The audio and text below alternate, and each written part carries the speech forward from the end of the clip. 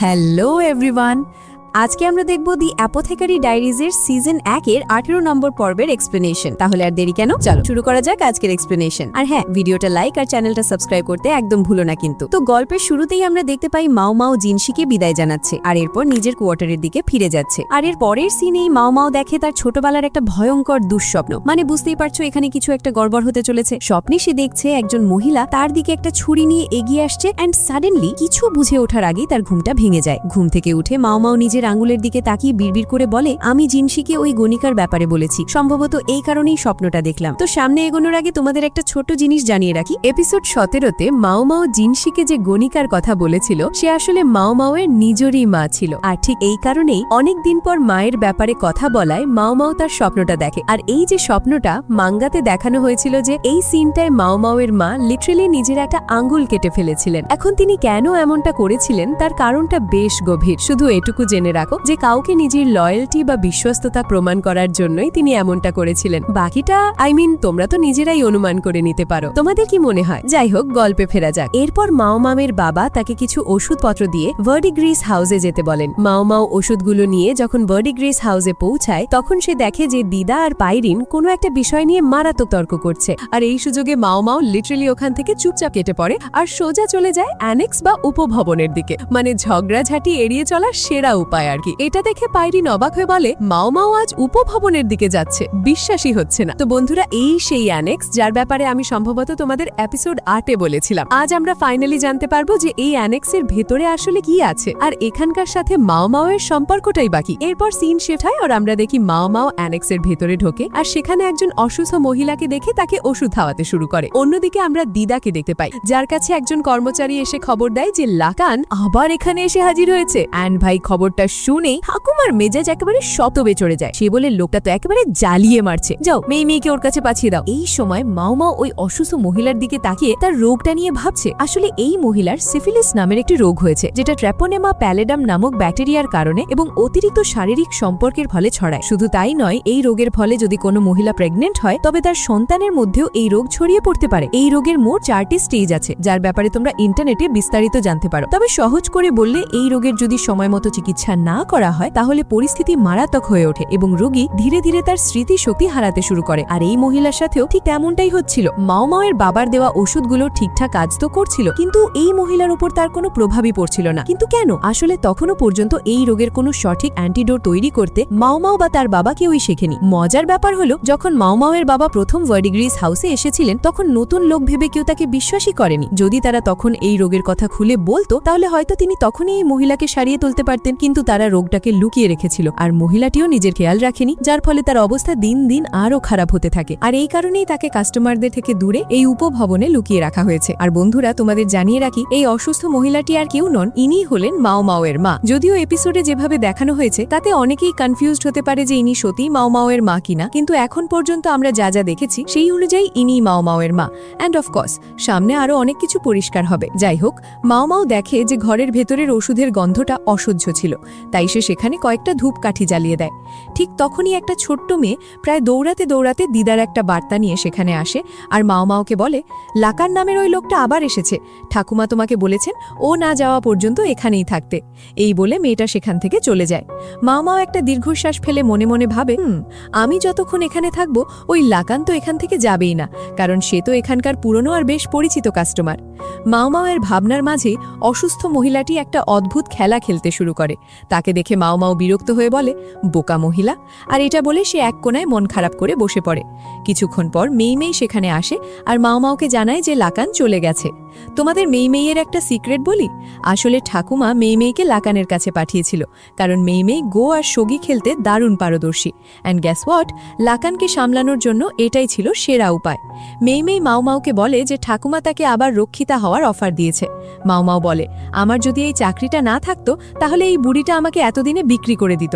মেই মজা করে বলে, হয়তো ঠাকুমা স্বর্গে যাওয়ার জন্য টাকা জমাচ্ছে। এরপর স্নান করার সময় মেই মাওমাওকে বলে যে তারও বয়স হয়েছে, তাই কিছুদিন পর সেও এই কাজ ছেড়ে দিয়ে কারুর সাথে ঘর বাঁধবে। এই কথাটা শুনে মাওমাওয়ের মনে একটা অদ্ভুত চিন্তা খেলে যায়। সে ভাবে মেই এখন যে অনুভূতিটা পাচ্ছে হয়তো একেই ভালোবাসা বলে। আমি তো এই অনুভূতি মায়ের পেটে জন্ম নেওয়ার সময়ই পেছনে ফেলে এসেছি। ঠিক তখনই মাওমাওয়ের আরও দুজন বড় বোন সেখানে আসে, আর মেই মাওমাওয়ের পিঠ পরিষ্কার করতে করতে বলে, এটা কিন্তু আমি ফ্রিতে করে দিচ্ছি, এর বদলে আমার জন্য একজন ভালো কাস্টমার খুঁজে দিস। পরের সিনে আমরা দেখি জিনশি রেয়ার প্যালেসে ফিরে এসে নিজের মিটিংয়ের ব্যাপারে ভাবছে। সে বিড়বিড় করে বলছে, আমি ভাবতেও পারিনি ওরা একটা মিটিংয়ে প্লেজার ডিস্ট্রিক্টের মতো সার্ভিস অফার করবে। আমি তো ওখানে ওই কাজের জন্য যাইনি। এসব ভাবতে ভাবতেই সে মাওমাওয়ের সাথে দেখা করে আর তাকে একটা ড্রিঙ্কস দেয়, দিয়ে বলে, এটা একজন অচেনা মানুষ তোমার জন্য পাঠিয়েছে, তুমি এটা ঠাকুমার সাথে মিলে পান করো। মাওমাও জিনিসটা নিয়ে নিজের কাজে চলে যায়, আর জিনশি মাওমাওয়ের ব্যস্ততা দেখে মুচকি হেসে সেখান থেকে চলে যায়। এরপর মাওমাও আর ঠাকুমা সেই ড্রিঙ্কসটা পান করে। ঠাকুমা মাওমাওকে বলে, আজ রাতে আমরা নিরামিষ খাবো, তাই তুমি চিকেন খেও না। তোমার মন কোথায় মাওমাও, আমার কথা শুনছো তো? মাওমাও নিরামিষ ডিনারের জন্য রাজি হয়ে যায়, আর মনে মনে ভাবে, কাজ করেও এই চিন্তাটা আমার মাথা থেকে যাচ্ছে না। ঠাকুমা তখন বলে, এখন থেকে তোমার গাছপালাগুলো আর গুদামে লুকিয়ে রাখতে হবে না, তুমি মাস্টার জিনশির অনুমতি নিয়ে ওনার ঘরেই রাখতে পারো। মাওমাও ভাবে এই বুড়িটা বেশ চালাক। সে ঠাকুমাকে বলে, আমি গরিব ঘরের মেয়ে, একজন ধনী ব্যক্তির ঘরকে আমি ওষুধের দোকান বানাতে পারি না। ঠাকুমা তখন একটা দারুণ কথা বলে, সব ধনী মানুষ শুরু থেকেই ধনী থাকে না, কখন কার জীবন বদলে যায় কেউ জানে না। তাই আমরা যদি নিজেদের অবস্থান নিয়ে বেশি ভাবি তাহলে ভালো সুযোগগুলো হাতছাড়া হয়ে যেতে পারে। এই বলে ঠাকুমা মাওমাওকে একটা খবর পৌঁছে দিতে বলে। এরপর মাওমাও কিছু ওষুধ আনতে যায়। সে ওষুধের দোকানে ঢুকেই ওষুধের সুগন্ধ পেয়ে আনন্দে একেবারে বিভোর হয়ে যায়। ঠিক তখনই সুইরেন সেখানে আসে, আর মাওমাওকে দেখে জিজ্ঞেস করে, তুমি এখানে কি করছো? মাওমাও উত্তর দেয়, আমি ওষুধ নিতে এসেছি। কথাটা শেষ হতে না হতে একজন কর্মচারী সুইরেনের কাছে এসে বলে, গার্ড হাউসের ওষুধ তৈলে আছে, এসো আমি দিয়ে দিচ্ছি। এটা দেখে মাওমাওয়ের প্রথম সাক্ষাতের কথা মনে পড়ে যায়। সে ভাবে, ও তার মানে সেদিনের চুল থেকে ভেষজ উদ্ভিদের গন্ধ আসছিল, কারণ ওই এখানেই কাজ করে। এই ভাবতে ভাবতেই সুইরেন চলে যায়, আর কর্মচারীটি বলে, দরবারের মহিলাদের এসব কাজ করা উচিত নয়। তারপর সে মাওমাওকে বলে, আমি যা বলেছি সব ভুলে যাও, এসো আমি তোমাকে ওষুধগুলো দিচ্ছি। সেখান থেকে ওষুধ নিয়ে যাওয়ার সময় মাওমায়ের মনে একটা খটকা লাগে। তার কৌতূহল হয়। সে ওষুধের প্যাকেটটা খুলে একটু চেখে দেখে, অ্যান্ড সাডেনলি তার চোখ দুটো বড় বড় হয়ে যায়। সে বলে, এটা তো আলুর পাউডার, মাস্টার জিনশির জন্য। এরপর নিজের ঘরে কাজ করতে করতে মামাও জিনশির ব্যাপারে ভাবতে থাকে। মাস্টার জিনশি একজন রহস্যময় মানুষ। তিনি কোনো জায়গায় যাওয়ার আগে অনেকক্ষণ ধরে স্নান করেন, ধূপ জ্বালান আর নিরামিষ খাবার খান। মনে হয় যেন তিনি নিজেকে শুদ্ধ করছেন।